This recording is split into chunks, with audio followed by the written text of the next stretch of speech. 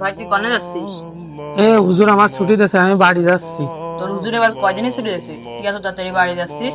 আমার আব্বু হুজুরের কাছে ফোন দিল, তা হুজুর আমার 10 দিনকে ছুটি দিয়েছে, তাই আমি বাড়ি যাচ্ছি। ভাই তাহলে পথে দেখে শুনে যাই শুনে আর নিজের খেয়াল দেখছে নে। আচ্ছা থাক, আমার ছুটি হলো শেষ হলেই আমি চলে আসবানি। আর আমার ট্রেনে লেট হয়ে যাচ্ছে, আমি চলে যাচ্ছি। আচ্ছা ঠিক আছে।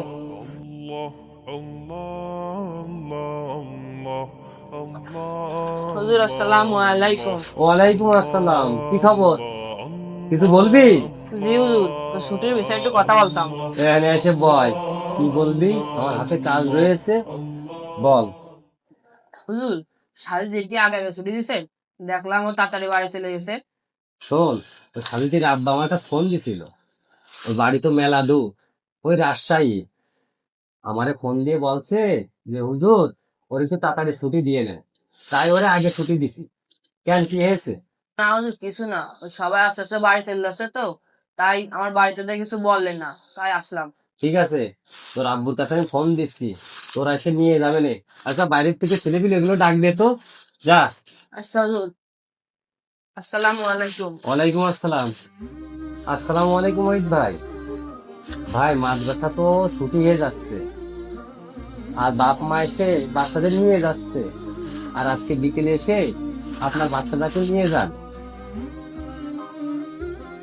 ভাই তো তাড়াতাড়ি এসে নেন ভাই।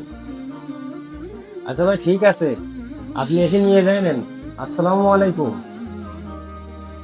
এর তোকে সবাই হুজুরের ডাকতেছে, হুজুরের ঘরে এতটা তাড়াতাড়ি। শোনো, এক এক করে তো ছাত্র সব চলে গেছে, আর আজকে তো ছুটি। আর তোমাদের গার্জিয়ান এই বিকালের ভিতরে এসে তোমাদের নিয়ে যাবে। আর এবারটা কিন্তু ঈদের ছুটি দিতে দুষ্টুমি করতে পারবা না। গত ঈদে এসে গার্জিয়ানরা অনেক কমপ্লেন দিয়েছে আমার, দুষ্টুমি করবা না, ভালোভাবে চলবা, আর 5 ওয়াক্ত নামাজ পড়বা, আর সৎ কাজের আদেশ করবা, বড়দের সম্মান করবা, ছোটদের স্নেহ করবা। কথাগুলো মনে থাকবে? আচ্ছা, তাহলে তোমরা তোমাদের বেডিং পত্র সব গুছাই ফেলো, যাও।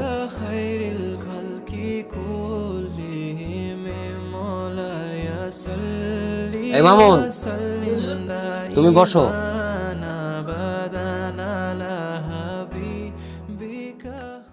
মামুন, তোমার আব্বু গাড়ি চালাচ্ছে, এই কিছুক্ষণের মধ্যে তোমারে নিয়ে যাবে। তুমি এবার ঈদটা বাসায় করতে পারবা। জি হুজুর, তাহলে আমার আব্বু আসবে? কখন আসবে হুজুর?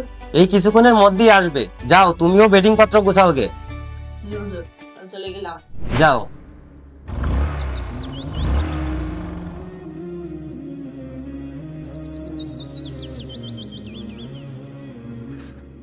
এই খোকা, এদিকে এসো তো। তোমাদের সাথে পড়ে মামুন আছে না? মামুনকে যাই বলো, ওর আব্বু এসে। ওই মাদ্রাসায় আসিলাম, হুজুর ফোন দিছে। এখন আমি তো আসতে চাইলাম না, কিন্তু হুজুর ফোন দিছে, তার তো একটা সম্মান আছে, সেই সম্মানের জন্য আইছি। দেখি ওরে না নিয়ে আসার চেষ্টা করতেছি। আব্বু আসসালামু আলাইকুম। ওয়ালাইকুম আসসালাম। ভালো আছেন আব্বু? ভালো আর রাখলে কনে? হুজুরের দিয়ে বারবার ফোন যাচ্ছ কেন? তার মানে আব্বু, আমি তো ফোন দিয়ে আইনি। তোমার হুজুরি ফোন দিতে বলে তো আসলাম। ফোন না দিলে কি এমনি আইছি? তুমি না বললে কি ফোন দিতে?